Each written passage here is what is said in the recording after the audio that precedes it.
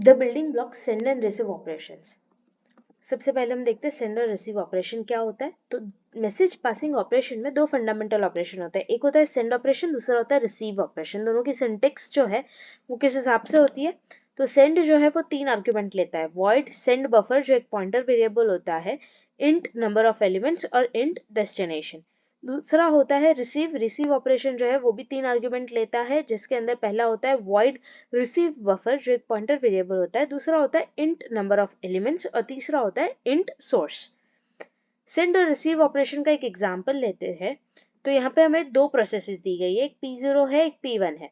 P0 जो है वो उसमें A का वैल्यू 100 रखा है और वो सेंड ऑपरेशन परफॉर्म कर रहा है, यानी सेंड कर रहा है address of A, number of elements equals to 1, क्योंकि 100 को हम सिंगल एलिमेंट कंसिडर कर सकते हैं, तो नंबर ऑफ एलिमेंट यहाँ पे 1 होगा। और डेस्टिनेशन कौन है, P1 प्रोसेस यानी 1। फिर हमने A का वैल्यू चेंज करके कर दिया 0। P1 जो है वो क्या कर रहा है, रिसीव ऑपरेशन परफॉर्म कर रहा है। रिसीव ऑपरेशन में क्या होता है कि वो एड्रेस ऑफ A को लेता है, A पे जो भी वैल्यू स्टोर्ड होगी वो लेगा। कितनी वैल्यू स्टोर है वहां पे, एक वैल्यू स्टोर है। नंबर ऑफ एलिमेंट्स कितने हैं वहां पे, एक। कहाँ से आया है, सोर्स क्या है, वो प्रोसेस नंबर 0, यानी यहाँ पे हम लिखेंगे 0।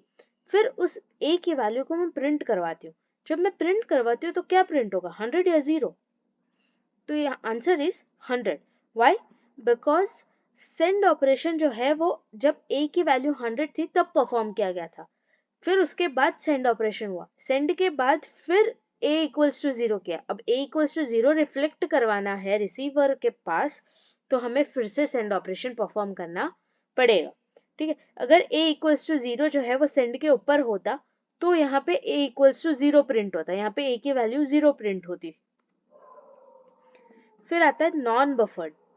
नॉन बफर्ड क्या, blocking message passing operation. Buffered भी हो सकता है, नॉन बफर्ड भी हो सकता है। ठीक है, तो सबसे पहले blocking message passing operation non buffered में देखते हैं। तो जब नॉन बफर्ड ब्लॉकिंग सेंड होता है तो सेंडर जो है वो वेट करता है until and unless receiver is ready.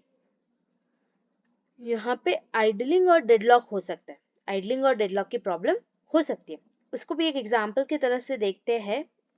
यहाँ पे शो किया गया है, यहाँ पे हैंडशेकिंग दिखाया गया है। हैंडशेकिंग यानी सिंक्रोनाइजेशन होना जरूरी होता है, जब भी हैंडशेक करते हैं सब सिंक्रोनाइजेशन होना जरूरी होता है। ठीक है, तो यहाँ पे फर्स्ट सिचुएशन ये है कि सेंडर आ जाता है और फिर वो रिक्वेस्ट सेंड कर देता है, लेकिन रिसीवर जो है वो लेट हो जाता है। तो जब तक रिसीवर नहीं आता तब तक सेंडर को वेट करना पड़ता है। ये जो वेटिंग टाइम है उसको आइडलिंग बोलते हैं। फिर जब रिसीवर आता है, ओके का मैसेज भेजता है, फिर डेटा सेंड होता है। दूसरी सिचुएशन ये है कि सेंड और रिसीव जो है ऑपरेशन दोनों एक साथ परफॉर्म होते हैं। सेंडर ने रिक्वेस्ट सेंड की, रिसीवर के पास पहुंची, रिसीवर ने ओके भेज दिया और तुरंत डेटा जो है वो मिल गया। तो यहाँ पे आइडलिंग टाइम जो है वो मिनिमाइज हो गया। और लास्ट प्रोसेस जो है उसमें क्या होता है, लास्ट सिचुएशन क्या होती है कि रिसीवर पहले आ जाता है, रिसीवर वेट करता है, फिर सेंड आता है, सेंड रिक्वेस्ट सेंड करता है, रिसीवर ओके बोलता है और डेटा ट्रांसफर होता है। तो ये तीन सिचुएशन जो है वो थी non buffered blocking message passing operation की। ठीक है, फिर हम देखते हैं बफर्ड में क्या होता है। तो बफर्ड ब्लॉकिंग सेंड जो होता है वो क्या करता है, बफर्स का यूज करता है। नॉन बफर्ड में बफर्स का यूज नहीं होता था, लेकिन बफर्ड ब्लॉकिंग सेंस जो है उसके अंदर हम क्या करेंगे, बफर्स का यूज करेंगे, दोनों साइड यूज करेंगे। रिसीवर के साइड भी यूज करेंगे और सेंडर के साइड भी यूज करेंगे, जिससे हम आइडलिंग जो है उसको कम कर सके, वेटिंग टाइम को कम कर सके। यहाँ पे हम क्या करते हैं, डेटा को बफर्स में कॉपी करके रखते हैं।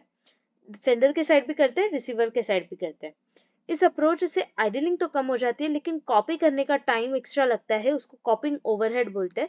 कॉपिंग ओवरहेड जो है वो बढ़ जाता है।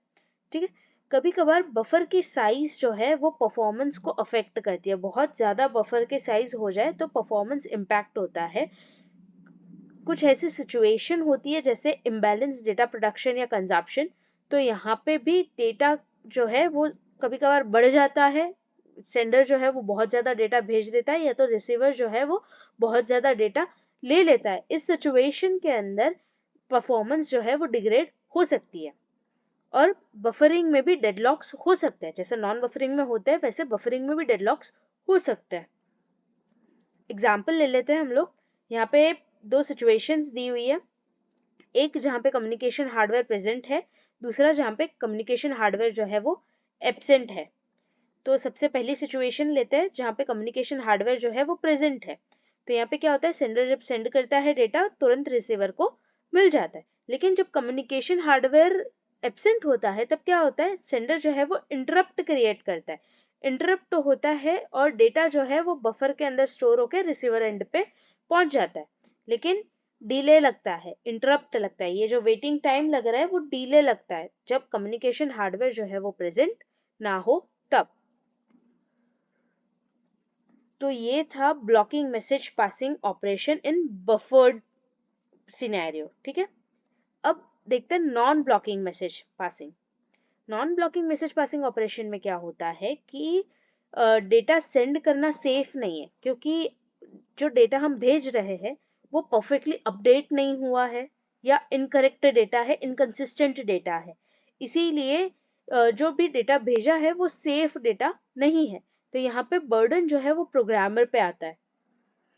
ऑपरेशंस जो यहाँ पे कंडक्ट किए जाते हैं उसके साथ साथ स्टेटस चेकिंग मैकेनिज्म भी भेजा जाता है। जो ऑपरेशन जाता है, सेंड होता है या रिसीव होता है, साथ में स्टेटस चेकिंग मैकेनिज्म भी जाता है, क्योंकि यहाँ पे पूरा का पूरा लोड जो है प्रोग्रामर पे है, तो प्रोग्रामर एक्सप्लिसिटली चेक करवाता है कि पूरा टास्क कंप्लीट हुआ है या नहीं, पूरा ऑपरेशन कंप्लीट हुआ है या नहीं, ठीक है। अगर नॉन ब्लॉकिंग ऑपरेशन को हम करेक्टली यूज करें तो वो कम्युनिकेशन और कंप्यूटेशन को ओवरलैप कर सकता है।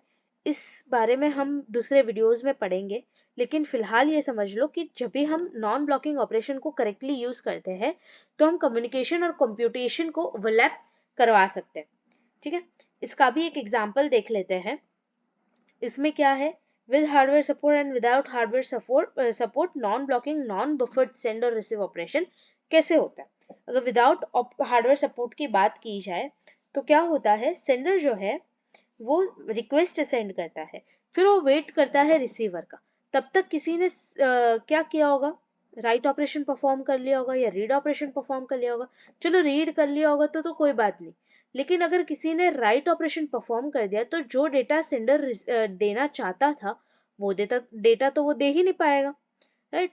तो unsafe to update data being sent, जो डेटा भेजने वाले हैं उसको हम अपडेट नहीं कर पाएंगे, राइट।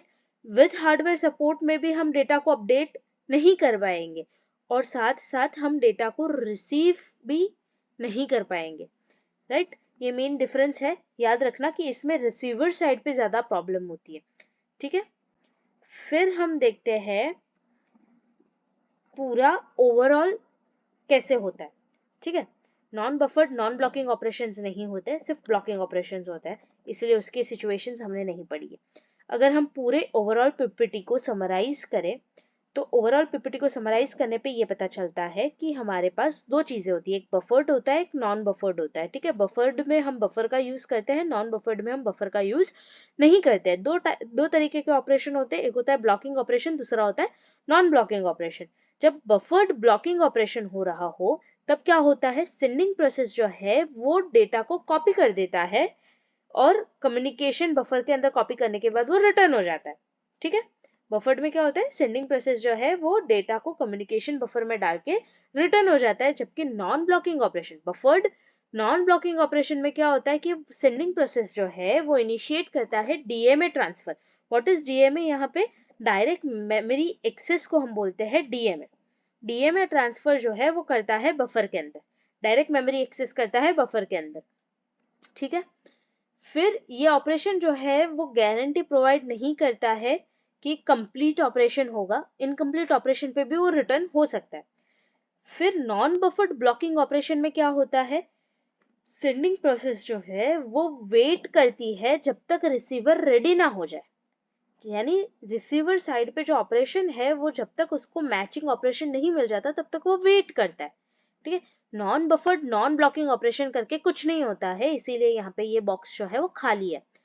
मेन डिफरेंस ब्लॉकिंग और नॉन ब्लॉकिंग का क्या होता है कि ब्लॉकिंग ऑपरेशंस जो है उसके अंदर सेंड और रिसीव सिमेंटिक्स जो है वो कॉरेस्पॉन्डिंग ऑपरेशन से अश्योर्ड हो जाता है कि कंप्लीट हुआ है या नहीं, सेंड और रिसीव ऑपरेशन जो है वो परफेक्टली कंप्लीट होके आया है या नहीं।